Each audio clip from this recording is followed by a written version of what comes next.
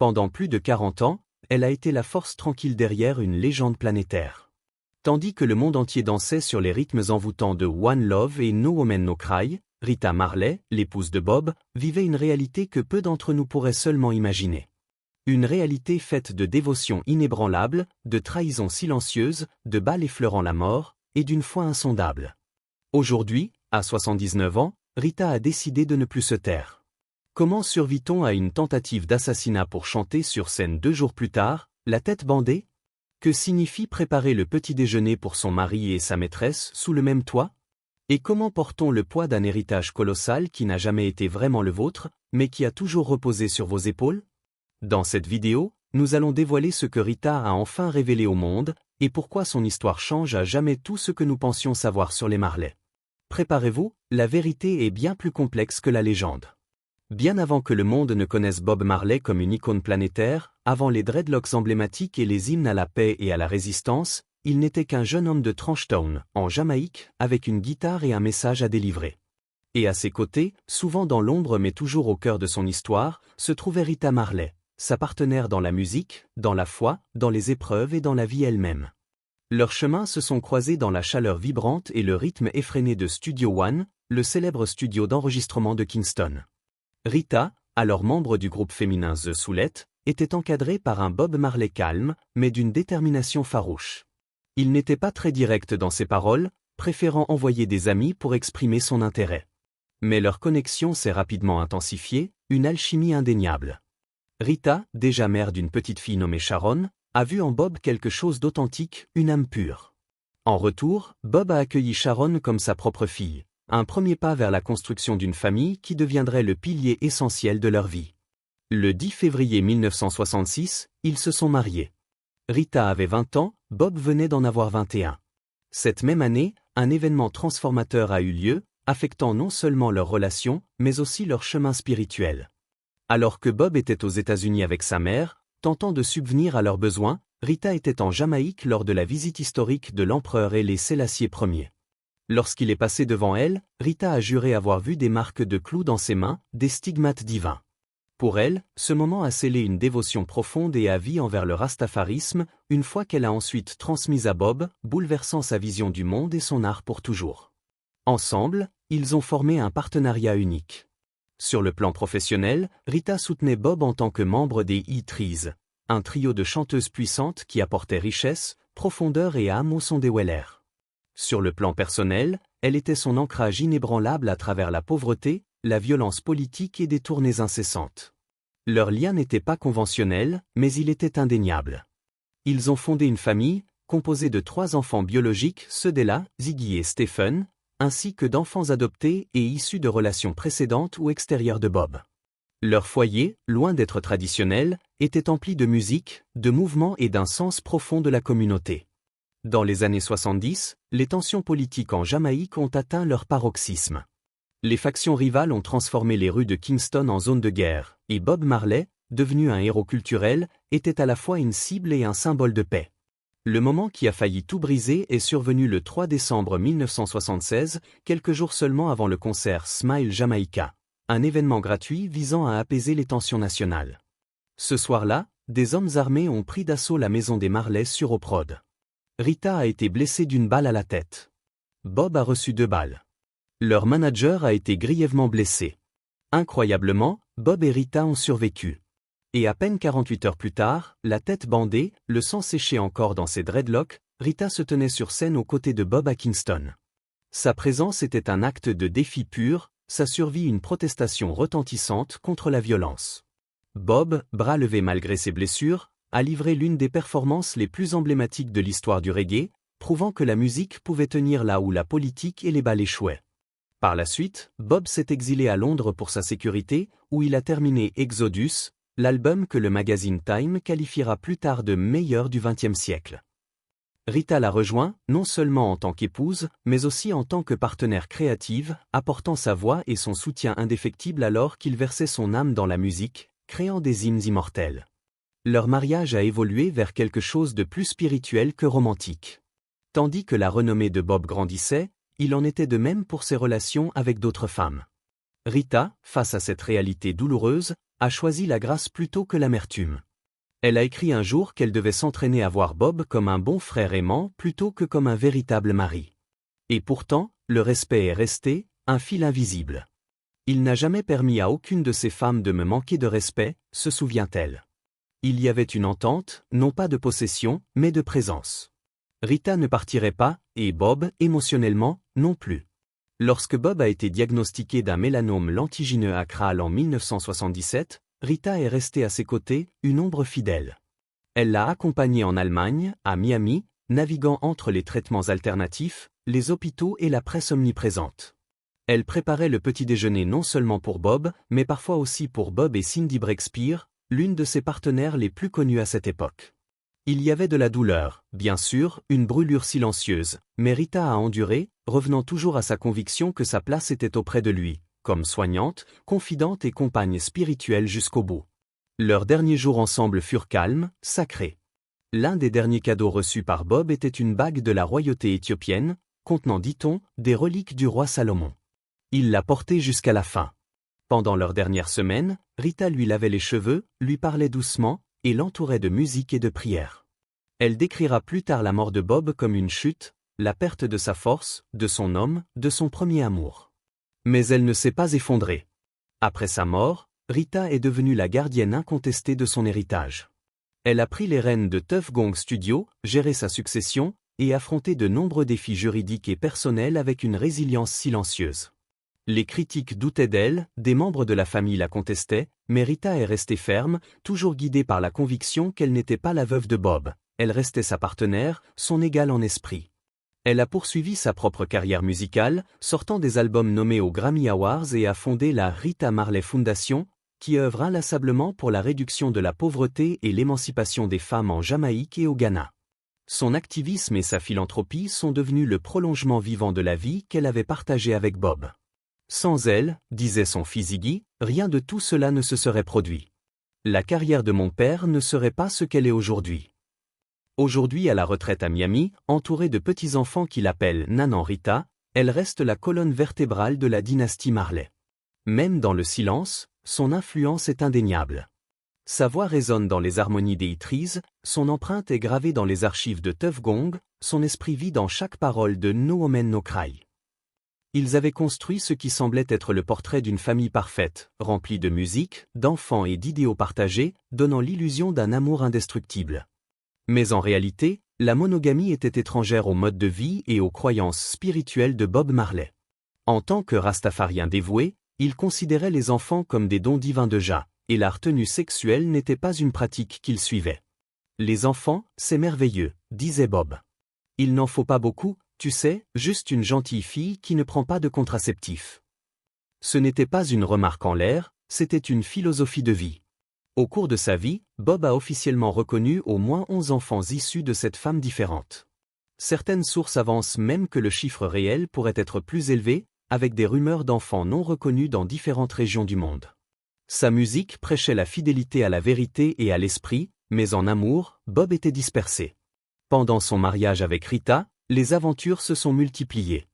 Il ne s'agissait pas d'écarts ponctuels ou discrets, mais de relations parallèles durables qui se chevauchaient souvent. Certains de ses enfants sont nés à quelques jours d'intervalle. En mai 1972, il accueille Robert Marley le 16, puis Rohan Marley 3 jours plus tard le 19, chacun avec une mère différente. Leur naissance survinrent moins d'un mois après la naissance de Stephen Marley, fils de Rita.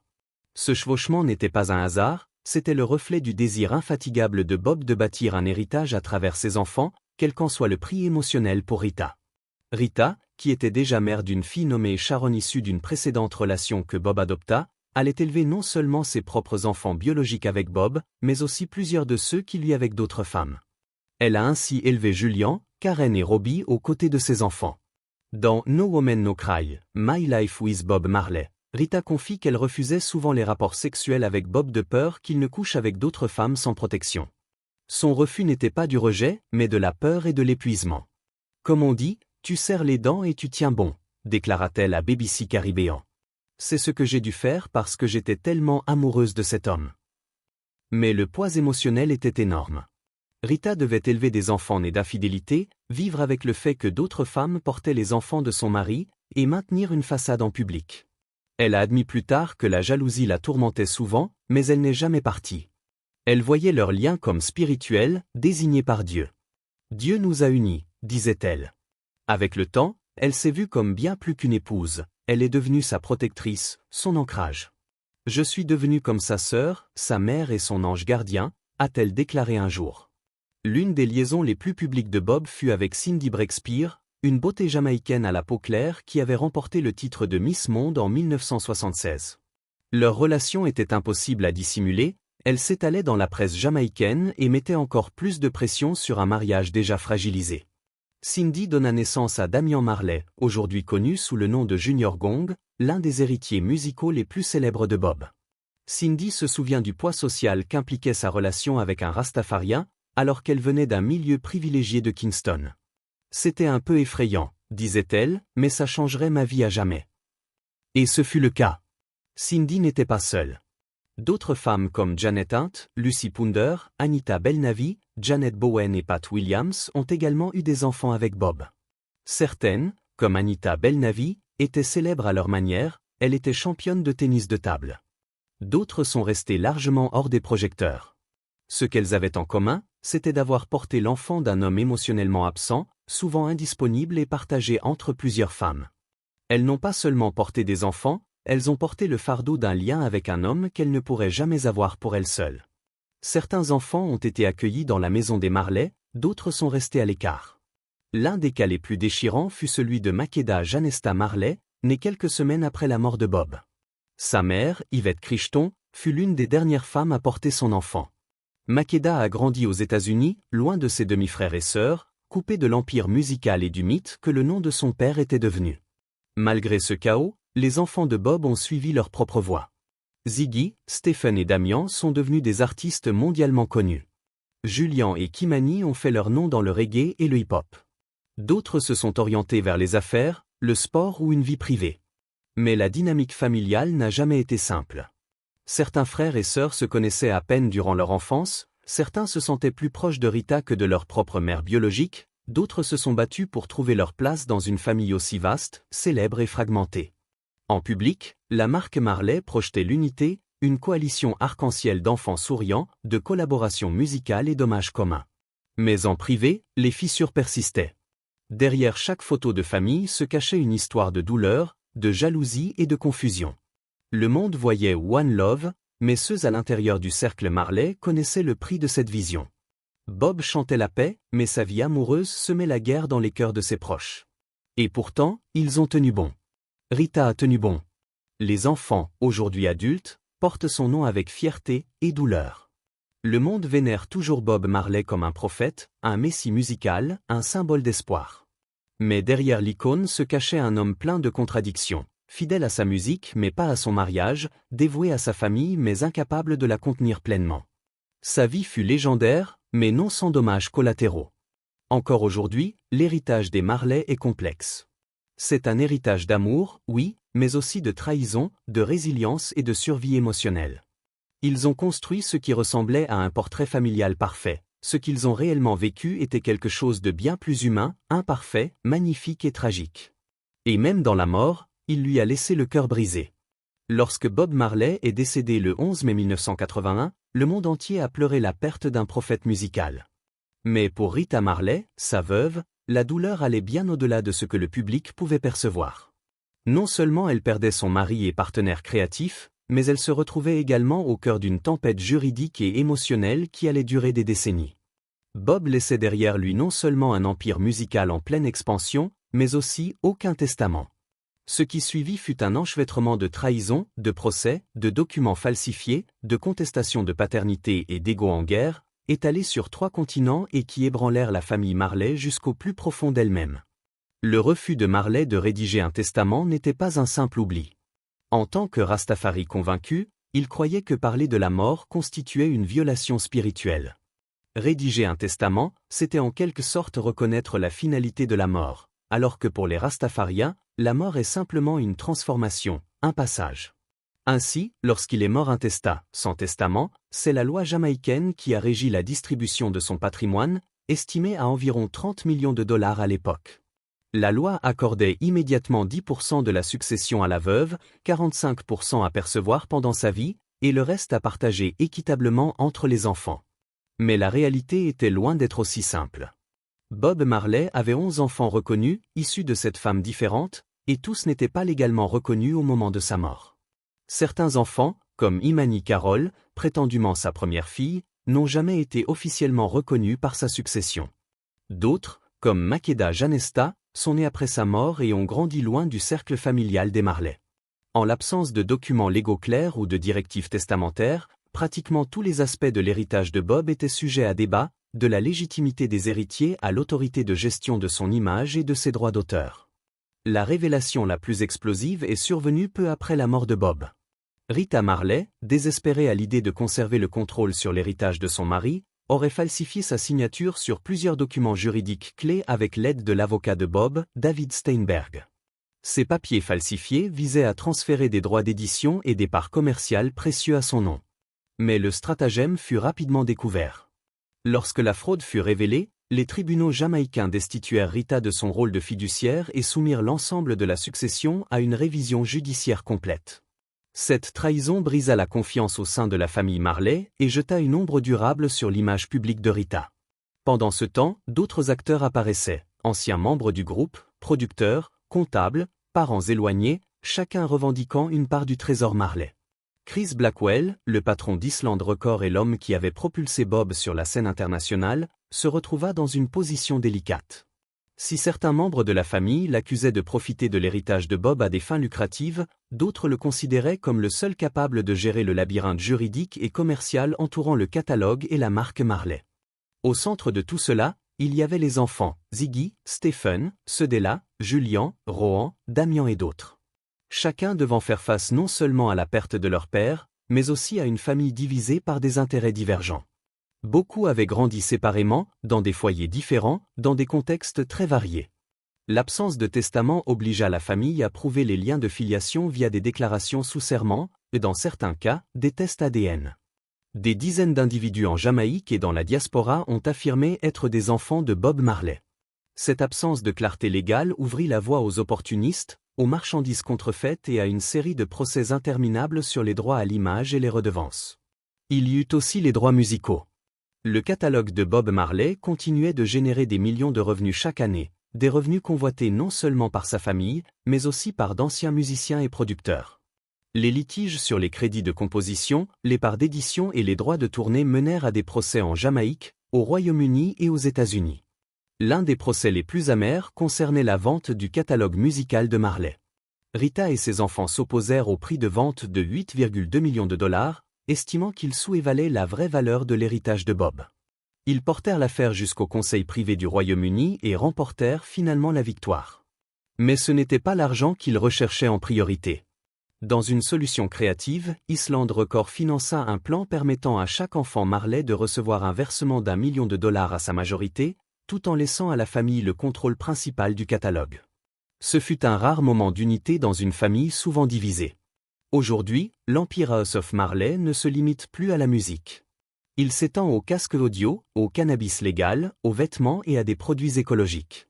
Une grande partie de la marque est dirigée par les enfants de Bob, avec Ziggy, Cedella et Stephen en figure de proue. Mais en coulisses, les blessures de la guerre successorale sont encore présentes. Certains enfants restent éloignés, et certains arrangements financiers ravivent encore des tensions. Rita, désormais âgée de près de 80 ans, ne gère plus directement l'héritage, mais reste sa matriarche spirituelle, la figure centrale et respectée. Malgré les trahisons et les scandales publics, elle a toujours parlé de Bob avec un profond respect. Dans une interview, elle a déclaré « Je ne me suis jamais vue comme sa veuve.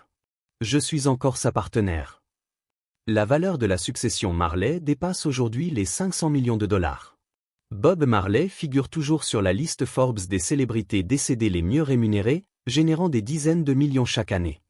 Mais aucun montant ne peut effacer la douleur causée par des années de conflits, les trahisons, les batailles judiciaires et les liens familiaux brisés. Des décennies plus tard, l'héritage Marley reste hanté par le prix d'un homme qui a refusé d'écrire un testament.